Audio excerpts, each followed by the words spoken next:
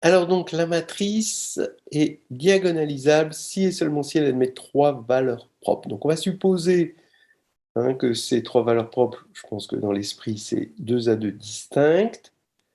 D'accord? Donc, si les valeurs propres, les trois valeurs propres, elles taille 3, donc si elles sont 2 à 2 distinctes, effectivement, le polynôme caractéristique est scindé simple, donc il y a un polynôme annulateur scindé simple, donc c'est diagonalisable. Maintenant, réciproquement, ben, si c'est diagonalisable, comment montrer que les multiplicités algébriques sont égales à 1? Ben, en fait, si on arrive à montrer que toutes les multiplicités géométriques sont égales à 1, comme c'est diagonalisable, les multiplicités géométriques sont égales aux multiplicités algébriques, donc ce sera égal à 1 et ce sera gagné. Donc en fait, comme donc regardez, vous appelez A cette matrice, vous regardez la dimension du sous-espace propre, puisque vous cherchez la multiplicité géométrique, vous regardez la dimension du sous-espace propre pour la valeur propre lambda, donc vous essayez de résoudre AX égale lambda X. Mais quand vous résolvez AX égale lambda X, vous allez regarder cette matrice-là moins lambda identité, d'accord, et vous regardez son noyau. Donc, ça revient à regarder son rang. Mais ici, vous enlevez lambda sur la diagonale, puisque vous enlevez lambda identité, et vous voyez bien que ici, vous avez une sous-matrice carrée qui est inversible. Donc, vous avez un mineur non nul, d'accord. Donc, ce que je dis, c'est que la matrice A moins lambda identité, quel que soit lambda, est de rang supérieur à 2, puisque la taille d'un mineur non nul est toujours inférieure au rang. Donc, ça veut dire que quand vous allez résoudre une équation AX égale lambda X, vous allez avoir un espace vectoriel, un sous-espace vectoriel de dimension, forcément, de codimension supérieure à 2, donc de dimension inférieure ou égale à 1. Et si lambda est une valeur propre, la dimension c'est plus grand que 1, et comme c'est inférieur à 1, donc c'est égal à 1, et comme c'est diagonalisable, on a bien ce que l'on voulait. Donc c'est vrai, si A cube égale IN, alors A est diagonalisable sur C. Alors, oui, bah oui, parce que c'est annulé par x3 moins 1, x3 moins 1 qui est scindé simple sur C, c'est x moins 1, facteur de x moins j, facteur de x moins j2. Donc, vous remarquerez que ce serait faux sur un corps de caractéristique 3, parce qu'à cause de, on a x3 moins 1, c'est x moins 1 puissance 3, quand 3 est égal à 0. Donc ça, c'est vrai, mais ça aurait été faux sur F3, par exemple. Si A5 est égal à IN et A est diagonalisable sur R, alors A égale identité. Alors, A5 et A est diagonalisable sur R, alors A égale identité. Donc, on va regarder, comme c'est diagonalisable, on va regarder les valeurs propres. Elles sont toutes réelles, et comme les valeurs propres sont toujours annulées par un polynôme annulateur, donc il y a une inclusion, attention, un polynôme annulateur n'a pas pour racine l'ensemble des valeurs propres, mais il les contient dans les racines, et donc lambda, si lambda est une valeur propre réelle, lambda 5 est égal à 1, mais la seule racine réelle de lambda 5, donc c'est 1. Donc c'est diagonalisable avec pour seule valeur propre 1, donc forcément, la diagonale, c'est IN, donc c'est semblable à IN, donc c'est égal à IN. Donc là, c'est vrai. Si A appartient à Mn de R, vérifie A2 plus A plus IN égale 0, alors A n'est pas diagonalisable sur R. Alors, on va dire oui, parce que les valeurs propres, elles vérifient x2 plus x plus 1 égale 0, pour la même raison que tout à l'heure, que l'ensemble des valeurs propres est inclus dans l'ensemble des racines d'un polynôme annulateur. Et les seules racines, c'est ici, c'est J et J2. Donc, ça ne peut pas être diagonalisable sur A. Si A est diagonalisable et inversible, alors A-1 est diagonalisable, bah oui. Vous écrivez A égale P fois D fois P-1, ça fait A-1 égale P fois D-1 fois P-1. D, évidemment, est inversible, hein, puisque A est inversible et que A est semblable à D, bah, ils ont même déterminant, nul, ils ont même valeur propre aussi, 0 n'est pas valeur propre, donc voilà, tout va bien. Donc là, c'est vrai. Si A est diagonalisable, alors A2 est diagonalisable, bah oui, A3, A4, AN, P de A, diagonalisable, toujours pareil, c'est facile. Si A égale P fois D fois P-1, ben, A2, c'est P fois D2 fois P-1. Et D2 est diagonale, donc c'est bien semblable à une diagonale, tout va bien. Si A commute avec une matrice diagonalisable, alors A est diagonalisable, non, c'est faux. Vous prenez 0, vous prenez la matrice nulle, elle est diagonale, elle est diagonalisable, et n'importe quelle matrice commute avec 0, même des matrices qui sont non diagonalisables. Si A2 est diagonalisable sur C, alors A est diagonalisable sur C. Donc si A2 est diagonalisable sur C, vous avez un polynôme annulateur simple. Comme on est sur C, vous pouvez prendre ce polynôme et puis le scinder, hein, la forme x, un produit de x moins lambda, avec les lambdas tous distincts. Alors, P, ce polynôme qui est égal au produit des x moins lambda, s'il annule A2, ça veut dire que P de x2 annule A. Donc ce P de x2, c'est x2, un produit de x2 moins lambda. Voilà. Maintenant, ce x2 moins lambda, les deux racines carrées de lambda, vous les appelez mu et moins mu, forcément. Et donc, ce polynôme P de x2, vous le décomposez en produit de x2 moins lambda, c'est-à-dire x moins mu, facteur de x plus mu. Et là, évidemment, il y a juste un seul problème à sa simplicité, parce que là, il est presque simple, sauf quand lambda égale 0. Parce que pour lambda égale 0, vous allez avoir mu et moins mu qui sont égaux. Voilà. Donc là, vous avez montré que P, vous avez un polynôme annulateur qui est scindé un peu partout, donc ce produit des x moins mu, facteur de x plus mu, quand mu est différent de 0, qui annule A, mais vous avez quand même x2. Si 0 fait partie des valeurs propres de A2. Donc là maintenant, pour que ce soit diagonalisable,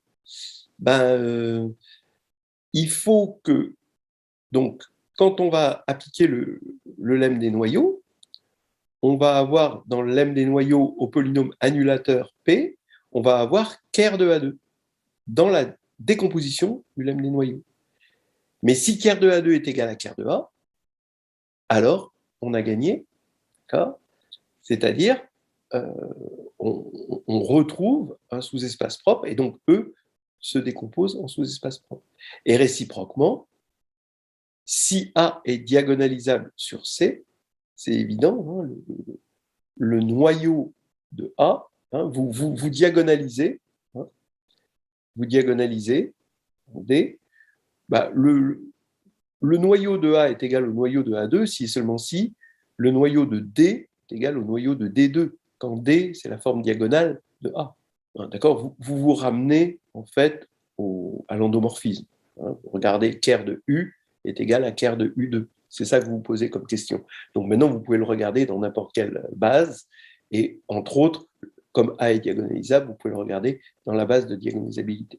Donc ici, quand vous avez votre matrice diagonale, ça, vous le voyez tout de suite par le calcul, que le noyau de D, c'est égal au noyau de D2. Ça, c'est une évidence. Donc ça, c'est vrai, c'était pas facile. Si A est diagonalisable, alors l'endomorphisme MA donne AM est diagonalisable. Oui, c'est un classique. Dans Carnet de voyage en algébrie, c'est fait, il y a un exercice là-dessus, dans le chapitre de réduction.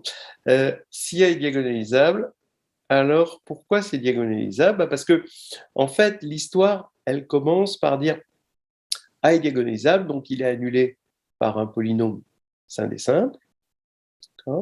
Maintenant, ça, c'est bien un endomorphisme, d'accord, mais cette fois-ci de l'espace des matrices, carré. Et vous voyez que cet endomorphisme, si vous l'appliquez 2 fois, ça va faire m donne A2m. Si vous l'appliquez n fois, ça fait m donne A puissance nm.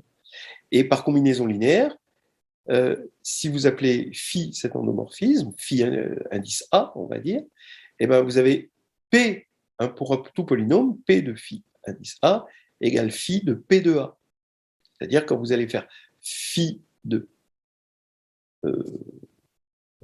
quand vous allez faire phi de PA, ça revient à la multiplication à gauche par P de A. Voilà. Mais maintenant, si A est diagonalisable, il est annulé par un polynôme sein des simples, et donc ce polynôme sein des simples, il va, comme il annule A, il annule la multiplication à gauche par P de A, évidemment. Donc vous avez A diagonalisable, P de A égale 0, donc phi indice P de A, c'est l'endomorphisme nul ici, mais c'est P de phi indice A, qui est l'endomorphisme nul, donc on va conclure que phi indice A est annulé par un sein des simples. Voilà. Donc c'est vrai. Il est pas facile celui-ci. Si A est diagonalisable, alors cet endomorphisme est diagonalisable. Donc oui, c'est un classique. En fait, vous avez, donc ça aussi c'est fait dans le carnet de voyage en algébrique, vous avez la multiplication à gauche, c'est diagonalisable. La multiplication à droite, c'est diagonalisable de la même manière. Et ce morphisme, c'est la différence entre la multiplication à gauche et la multiplication à droite. Mais il se trouve que la multiplication à gauche et la multiplication à droite commutent. C'est-à-dire que quand vous prenez m, si vous commencez par multiplier à gauche par a, et ensuite vous multipliez à droite par a, ça va vous faire am fois a. Mais si vous commencez à droite et vous continuez à gauche, ça fait a fois ma. Mais par associativité, c'est la même chose. Donc ça veut dire que la multiplication à gauche et la multiplication à droite commutent. D'accord. Donc on a la différence de deux endomorphismes qui commutent et qui sont diagonalisables. Donc la différence est diagonalisable, ça c'est un exercice très simple, c'est un grand classique, donc c'est vrai. Si A est diagonalisable, alors celle-ci est diagonalisable, ben non, c'est même pas vrai pour... bon, ça va être vrai pour 0, mais c'est même pas vrai pour 1. Vous allez prendre 1, 0, 1, 1 n'est pas diagonalisable. Donc là, c'est faux. Si ça, c'est diagonalisable, alors A est diagonalisable. J'ai envie de dire que c'est vrai, parce que si c'est diagonalisable, c'est que c'est annulé par un polynôme sein des simples. Ce polynôme, quand il va agir sur les blocs diagonaux, il va forcément annuler, puisqu'il annule toute la matrice, donc il annule les blocs diagonaux, donc il annule A. Donc A est diagonalisable en tant qu'annulé par un polynôme sein des simples. Donc ça, c'est vrai. Une matrice réelle non inversible admet au moins deux valeurs propres non réelles. Alors, une matrice réelle non inversible admet au moins deux valeurs propres non réelles. Je ne vois même pas d'où ça sort. Non, hein, vous prenez 0, prenez, voilà, 0, elle est non inversible, elle est réelle, elle n'admet pas deux valeurs propres non réelles, puisque c'est faux. Une matrice de rang 1 est diagonalisable si et seulement si sa trace est non nulle, ça c'est vrai. Ça c'est vrai, on l'a vu tout à l'heure avec la matrice avec que des 1. Vous prenez une matrice de rang 1, ça veut dire que son sous-espace propre pour la valeur propre nulle est de dimension n-1. Donc c'est diagonalisable si et seulement si la multiplicité algébrique de 0 est égale à n-1, parce que comme ça, la dernière valeur propre, elle sera forcément simple. Et, et donc, on aura le critère par les multiplicités géométriques et algébriques. Mais la dernière valeur propre, c'est sa trace. Donc, ce qu'il faut, c'est que la trace soit non nulle pour qu'elle soit valeur propre simple. Et donc là, c'est vrai. C'est un classique. Une matrice de rang 2 est diagonalisable si seulement si sa trace et son déterminant sont non nuls. Alors, vous prenez la matrice suivante, une matrice diagonale 0, 1, 2 sur R. Bon. Elle est diagonalisable. Comme il y a un 0 et un 2 ici, elle est de rang 2. Pourtant, le déterminant est nul. Donc ça, c'est faux. Une matrice trigonalisable est diagonalisable. Non, non. Vous prenez la matrice 1, 0, 1, 1. Ou si vous voulez encore plus simple, 0, 0, 1, 0. Elle est trigonalisable, mais non diagonalisable. Toute matrice de Mn de C, toute matrice de Mn de C est trigonalisable. Oui, parce que le critère de trigonalisabilité, c'est d'être annulé par un polynôme scindé. Et donc tout polynôme est scindé, et il y a le polynôme caractéristique qui est annulateur, donc ça c'est vrai. Toute matrice de Mn de R est équivalente à une matrice triangulaire. Oui. Équivalente, oui, attention, hein, on ne dit pas semblable, hein, là on dit équivalente, hein, donc là oui. Toute matrice de Mn de R est équivalente à une matrice avec des 1 et des 0 sur la diagonale. Et même on peut mettre une suite de 1 et puis ensuite une suite de 0. Donc c'est mieux qu'une matrice triangulaire. Si A dans Mn de R vérifie A2 plus A plus IN égale 0, alors A n'est pas trigonalisable sur R. Donc oui, c'est vrai, parce que forcément, le polynôme minimal divise un polynôme annulateur. Donc ça va diviser x2 plus x plus 1. Donc comme les seules racines ici c'est j et j2, ça ne pourra pas... le polynôme minimal ne peut pas être scindé. Il n'a aucune racine sur R. Donc n'est pas trigonalisable, c'est vrai. La matrice A est trigonalisable si et seulement si A2 est trigonalisable. Alors je ne sais pas sur quoi il veut dire. Si c'est sur R, c'est faux. Parce que A2, bon, on va supposer que c'est sur R. Donc A2, vous prenez A, la matrice compagnon de x2 plus 1. Donc 0, 1, moins 1, 0. Donc A2 est égal à moins 1, moins identité. Donc A2, on peut dire que c'est carrément diagonal, donc trigonalisable. Pourtant, A n'est pas trigonalisable. Donc je suppose que c'est sur R, et du coup c'est faux. Voilà, donc c'était ça. Ok. Allez, c'est terminé. Voilà, c'est vraiment intéressant. Hein. Refaites-le jusqu'à ce que vous ayez tout compris, et c'est même intéressant hein, de rajouter ces petites questions subsidiaires hein, dans quelles caractéristiques ça continue à marcher, se poser ces petites questions, parce que là, quand même, on est à la grecque et on va rajouter un petit peu de caractéristiques P, caractéristiques nulles, corps algébriquement clos, non algébriquement clos, etc. Toute cette tout ce petit bestiaire des corps.